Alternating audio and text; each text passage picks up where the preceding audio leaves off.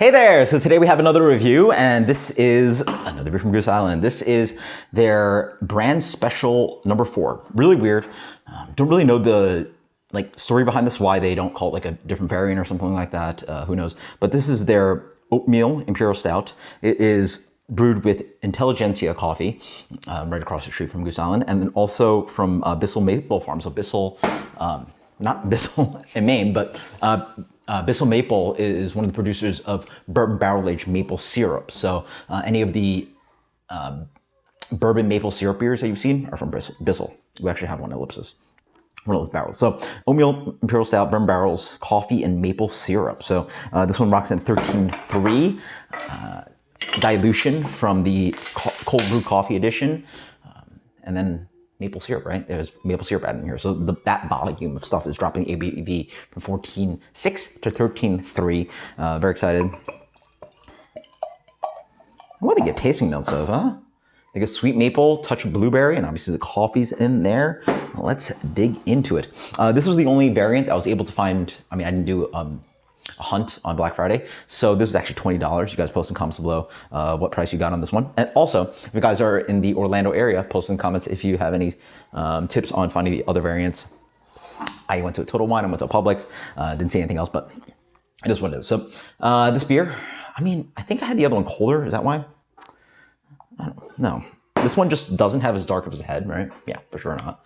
And the bubbles aren't as tight, but it's still pitch black. I was thinking of it. It's maple syrup and coffee. Yeah, very clear.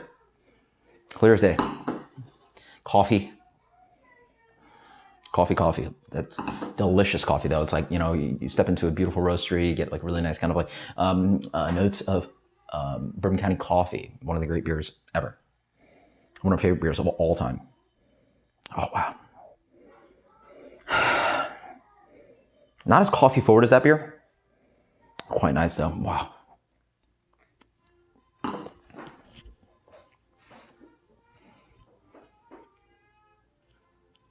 That's pretty darn good. I've heard comments and opinions that this is possibly one of the best variants outside of, like, you know, special barrel ones and et cetera, et cetera. It's been a while since I've had a Bourbon County coffee. Wow. Wow, that's killer.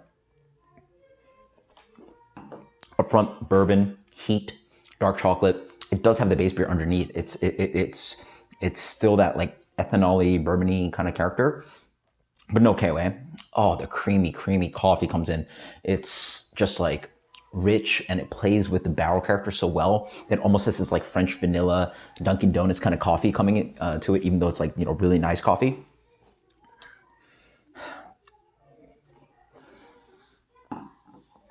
The maple is very subtle. It just twangs in there. It's not that kind of sticky maple syrup that you get in beers like, oh, you know, I want to taste more like maple syrup or pancakes. It's more that kind of like subtle sweetness, and it really like helps smooth out the beer, plays into that coffee bitterness beautifully. This beer doesn't really have that intense kind of cold brew coffee thing that Bourbon County coffee has. It's you know, wraps around that beer, and then the bitterness of the roast rides in, the barrel character rides in, the char. And then right there, you take another sip and you do a quick inhale, and the olfactory is just like this really rich, dense, intense, sharp kind of maple syrup note, but it's not a sweet beer, right? So it's the impression of maple syrup without the kind of sticky sweetness is what you want.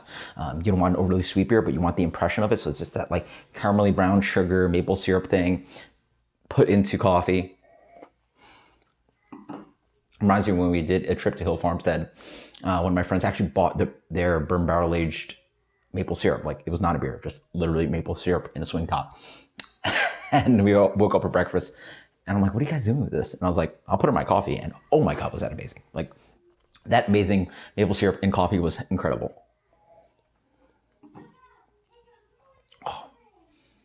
Char, roast, coffee, maple, bitterness, sweetness on the back end, cacao nibs, moves. Wow.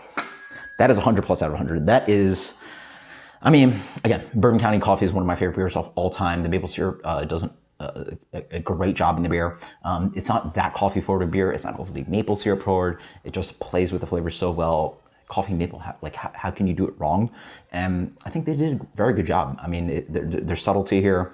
Yeah, it's not, you know, in the world of like pastry stouts and like maple, punch you over the face. I think the flavors are really well integrated. The variants last year were absolutely fantastic, and this is another example of where the flavors integrated that they've flavors that they've used and the flavors that they've used and the ingredients used are just really well integrated into this base beer. I will worry though, as it warms up, it feels like the smack of maple syrup is a little intense. I feel like you're when it's a little cooler, it's not as noticeable and it like molds on to the palate. But you know, now I'm drinking more, you know, taking these short little like pops and just like letting it ride. It does like smack you a little bit. Like it wakes up your palate. Oh, that's maple, and the coffee like comes in and rides around. So I'm curious how this beer sort of gets maybe possibly a little bit disjointed as it warms up through the experience, but absolutely fantastic. I'm surprised if the other variants are any better, but this is fantastic. 100 plus out of 100. Absolutely fantastic. Until next time, guys.